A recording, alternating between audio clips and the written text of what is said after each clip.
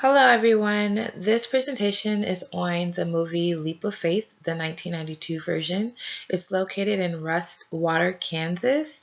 There is a population of 22,418 individuals that live there, and it is known to be the corn relish capital of America. Jonas and Jane are scam artists who are pretending to walk by faith and have a Christian ministry. Sheriff Will ends up exposing them for the frauds that they are.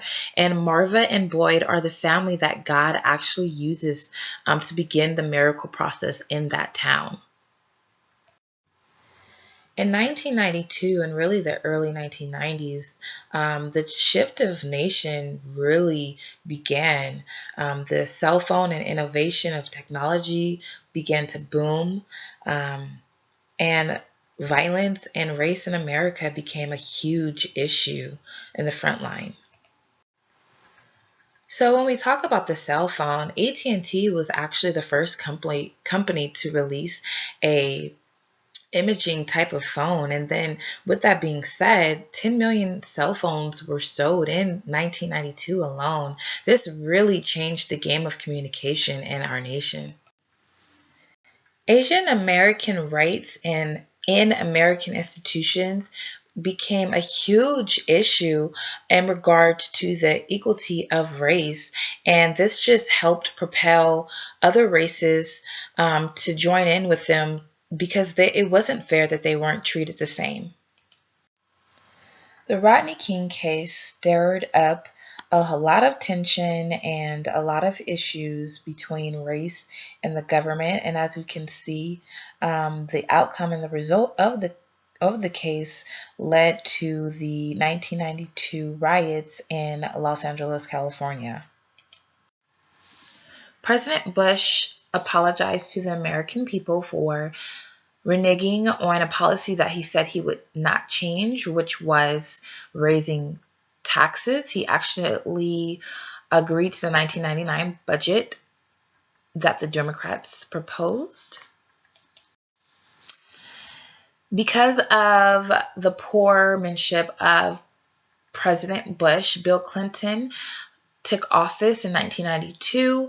He finally broke the 12-year Republican reign in the White House, and he is said to be one of our most influential presidents of the United States. Now I shift to Kansas in 1992, where it said that in the real world, the unemployment rate was 4.5%, and in the movie, they lied. They said that it's 27%, and that just was inaccurate.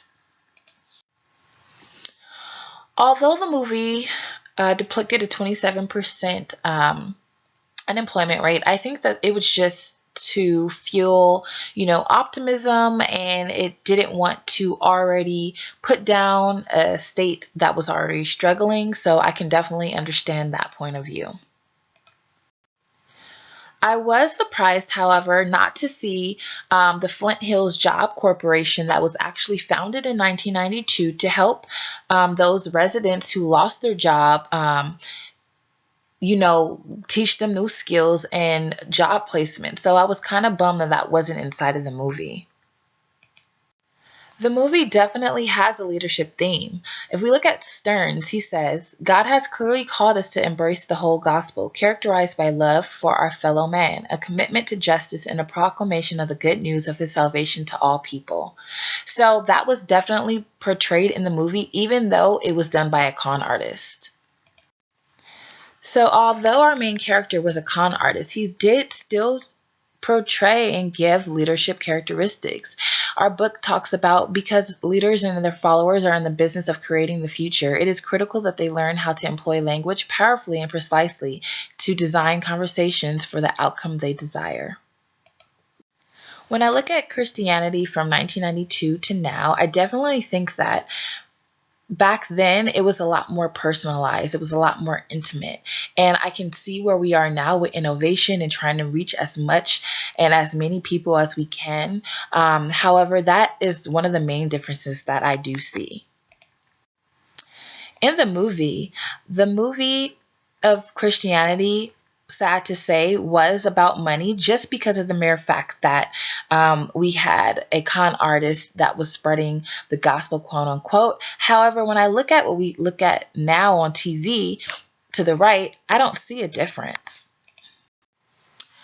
Although we were dealing with a con artist in this movie, the message was still clear.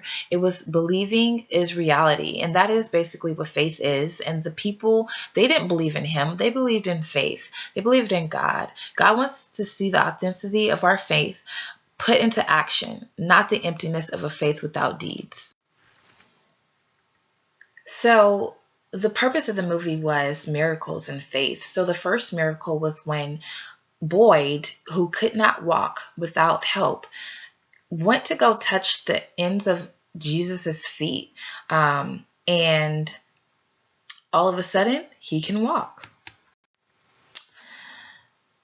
Because it had not rained in so long, the people lost hope until our con artist Jonas came and gave them a message. So even though he was battling with his sin, the message was still relevant to the people. And in return, miracle 2 happened. God brought rain onto the land for their crops. So Miracle 3 actually dealt with Jonas, our scam artist, the antagonist. So God was able to show him those miracles, and in return, Jonas actually said, "Oh my gosh, God is real." So that was awesome. So in the end, the whole moral of the story is, even though there's someone in front of you that is not right with God, sometimes God can even use that person to speak life into you, and then he'll work on them on the other side. So I definitely recommend this film. It was awesome, and God bless.